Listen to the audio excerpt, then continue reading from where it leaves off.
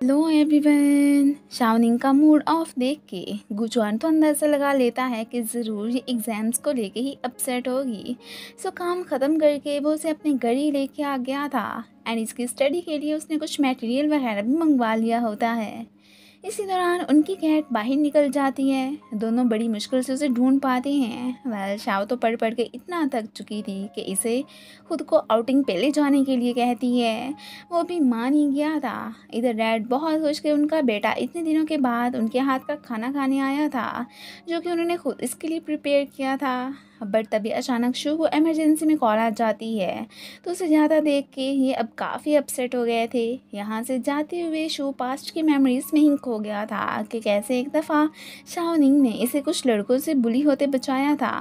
तब से इसने फैसला कर लिया था कि बड़े होकर ये शाओ को प्रोटेक्ट करेगा, अपनी तरह उसे किसी को भी बुली नहीं करने देगा। वो चुआन और शाओनिंग करोके पहुँच आए थे। अब जाके शाओ का कुछ मूड फ्रेश होता है। दोनों मिलके सिंगिंग करते हैं। इसके बाद जब गुचुआन इसे किस करता है तब तो लाइट ही चली गई थी। सुमन की बाहर में फिर से शू से मुलाकात हो जाती है। जैसे ये हार्ट ब्रोकन थी वैसे वो भी था। दोनों में अच्छी खासी फ्रेंडशिप भी हो ही जाती है। अब साथ में मिलके वो तो खूब सारा ड्रिंक भी करने लगे थे। सुमन ड्रंक हो गई थी तो शू खुद ही फिर उसे घर छोड़ने भी जाता है। नेक्स्ट डे शू गुचवान के पास एक प्रोजेक्ट लेके पहुंच आया होता है कि एक बिल्डिंग के डिज़ाइन के लिए तुम्हारी कंपनी की ज़रूरत है। पर बातों ही बातों में उसने गुचवान को अपनी कंपनी में सीईओ बनने वाली बात का भी बता दिया था। वेल प्रोजेक्ट को लेकर ये अभी उसे कोई ख़ास रिस्पांस नहीं देता। खैर फिर चेंग को कॉल करके इस सारी बात का बता देता है, ये भी कि शू तो कंपनी का सीईओ भी बनने वाला है। ये उस बारे में बात करने डैड के पास आ गया था अपनी कंपनी के भी हाफ पे। वो तो प्रोजेक्ट पे वर्क करने से मना कर देता है एंड साथ में वो उन्हें एक कंपटीशन में जीत के दिखाने की भी बात करता है कि ये जो आप मुझे कुछ नहीं समझते हैं ना, अब मैं आपको खुद को प्रूव करके दिखाऊंगा। और वैसे भी मुझे आपकी मनी से कोई भी गर्ज नहीं है। एक रेस्टोरेंट में सुमन और शू की मुलाकात होती है। कल अपनी केयर करने पे उसने इसे थैंक्स भी कहा था।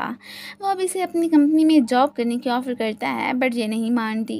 वेल अब उसे एक डील ऑफ़र करता है कि अगर तुम गुचुआन की कंपनी का बनाया डिज़ाइन मुझे ला कर दोगी ना, तो इस तरह तुम मुझसे खुद को रिजेक्ट करने का रिवेंज भी ले लोगी। फिर उस हारे हुए पर्सन को शाओ छोड़ देगी। सो वो तुम्हारा एंड शाओ मेरी। ये तो उसकी बातों को लेके सोच में ही पड़ गई थी। चैंग तो उस कंपटीशन को लेके बहुत ही सीरियस था, इसलिए एक मीटिंग अरेंज करके सबको अपना बेस्ट देने को कहता है। गुचुआन भी इसे भला कहाँ निराश कर सकता था, इसलिए पूरी टीम को अपने अपने काम छोड़ के बस एक अच्छा सा डिज़ाइन बनाने पे फोकस करने को कहता है। सभी वर्क में लग गए थे। सुमन चाओ को अपने लिए बाहर से खाना लाने को कहती है। रेन स्टार्ट होने वाली थी तो वो थोड़ा सा डर रही होती है। अब ये सरप्राइज होकर गुचुआन से पूछने लगती है कि इससे क्या हो गया। गुचुआन फिर इसे बताने ही लगा था कि एक्चुअली में एक इंसिडेंट की वजह से ये रेन में बाहर जाने से घबराती है। तभी सुमन के मुंह से निकल जाता है कि हाँ, बारिश में हाई बिल्डिंग में फंसने की वजह से ऐसा तो होना ही था। अब ये सरप्राइज कि इसे उसके साथ हुए हादसे का कैसे पता। फाइनली इनका डिज़ाइन तैयार हो गया था। सभी बहुत खुश होते हैं। रात को गुचुआन ने इन्हें डिनर देने की ऑफ़र की थी। सुमन ने चुपके से अपनी पेन ड्राइव में डिज़ाइन कॉपी कर लिया था। सो बाद में इसने शू को बुला के वो पेन ड्राइव उसे दे दी होती है। साथ में थोड़ी सी शर्मिंदा भी थी। ये साहब कंपनियाँ के अपने एम्प्लॉयज़ को वही वाला डिज़ाइन कॉपी करने का ऑर्डर भी दे देते हैं। उन्होंने भी वर्क करना स्टार्ट कर दिया था। बाद में ये शाओ के लिए बहुत सारे गिफ्ट्स लेके उसके घर के बाहर ही पहुंचा हुआ था। शाओ ये लेने से मना कर देती है। अब ये ज़बरदस्ती उसे गुचुआन की कंपनी को छोड़ के अपनी कंपनी को ज्वाइन करने को कहता है कि मैं बहुत जल्दी सीईओ बनने वाला हूँ। उसके इस बिहेवियर से शाओ को बहुत अजीब लगता है एंड वो मना करती घर के अंदर जाने लगती है कि अब ब्रदर शू को क्या हो गया है। कंपटीशन का दिन आ चुका था। गुचुआन की टीम की तो एकदम धमाकेदार एंट्री होती है।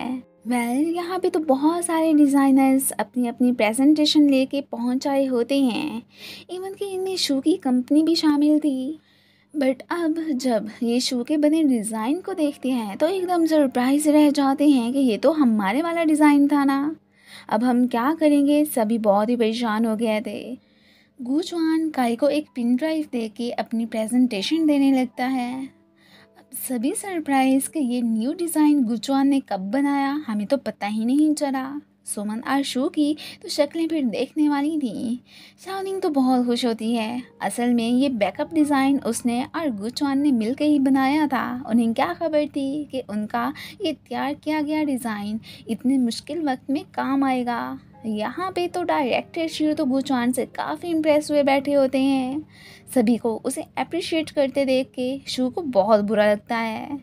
चैंग तो बहुत खुश था कि अभी चलो रिजल्ट तो नहीं आया, लेकिन आप सब ने डिज़ाइन बनाने में बहुत ही हार्ड वर्क किया है। वो तो सबके हार्ड वर्क की तारीफ ही करने लगा था। स्पेशली थैंक्स तो वो गुचुआन और शाओ को ही बोलता है। शाओ अभी उस पर्सन के बारे में जानने के लिए क्यूरियस थी कि आखिर ये सब किया तो किया किसने। गुचुआन को तो किसी अंदर वाले पर्सन का ही काम लगता है कि वही सारे कामों के बारे में जानता होगा। बाद में शू तो सुमन को डांटने ही लगा था कि तुमने जानबूझ कर ही मुझे गलत डिज़ाइन दिया था ना। पर ये उसे कहती है कि ऐसी कोई बात नहीं है। वो खुद भी परेशानी थी कि आखिर उस बारे में मुझे क्यों नहीं पता चला। दूसरी तरफ शाओ के पूछने पे गुचुआन उसे बता देता है कि डिज़ाइन चोरी करने वाली सुमन थी। एंड साथ में सीसीटीवी कैमरा देखने पे उसे ये भी मालूम हो चुका था कि उस रात शाओ को बंद करके जाने वाली भी सुमन मैडम ही थी। शाओ तो सब जान के बहुत ही सरप्राइज होती है कि आखिर सुमन ने ऐसा क्यों किया। वो जॉन खुद उसकी इन हरकतों पे हैरान ही हो रहा होता है कि वाकई में उसने ऐसा क्यों किया। अभी जब ये बाहर घूमने जाने की बात करता है तो शाओ बहुत खुश होती है।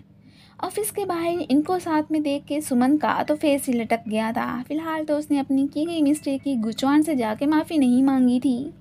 गुचुआन शाओ की फैमिली को लेके इन्हीं के पुराने घर पहुंच आया था। आंट को तो अब इसके और गुचुआन के रिश्ते से कोई एतराज़ नहीं रहा था।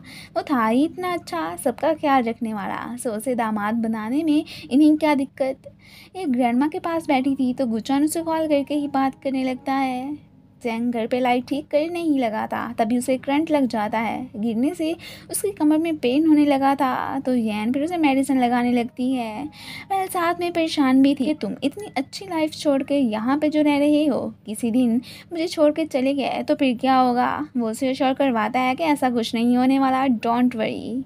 डायरेक्टर शाओ को शू के डिज़ाइन की कॉपी करने का पता चल चुका था। वो इस बात पर उस पर बहुत गुस्सा करते हैं। इवन कि अब उन्होंने उसे सीईओ बनाने वाले प्लान से भी गिव अप कर लिया था। ये बात तो शू को ज़रा भी अच्छी नहीं लगती। गुचुआन ने सुमन को कॉल करके अपने घर आने को कहा था। ये जाती भी है बट अभी तक इसने उससे अपोलोजाइज़ नहीं किया होता। अब गुचुआन इसे बता देता है कि मुझे पता चल गया है कि ना सिर्फ वो डिज़ाइन कॉपी करके तुमने शू को दिया बल्कि शाओ को बिल्डिंग में भी तुमने ही बंद किया था। देखो वो कितनी अच्छी है, आज तक उसने तुम्हारे बारे में बिल्कुल बुरा नहीं सोचा और एक तुम हो। अब फिर ये अपनी की गलती पे उसे सॉरी बोलती है। गुचुआन भी कहता है कि यही अगर तुम पहले आके सब बता देती ना तो मैं तुम्हें माफ़ कर देता, बट अब कोई चांस नहीं बचा, बहुत लेट हो चुकी है। वो उसे अपनी चीज़ें पैक करके वहाँ से जाने के साथ साथ नेक्स्ट टाइम कभी भी खुद को अपनी शक्ल ना दिखाने का कहता है। ये सुन के तो वो बहुत ही अपसेट हो गई थी। एंड इसी के साथ ही ये पार्ट ख़त्म हो जाता है। Thanks for watching.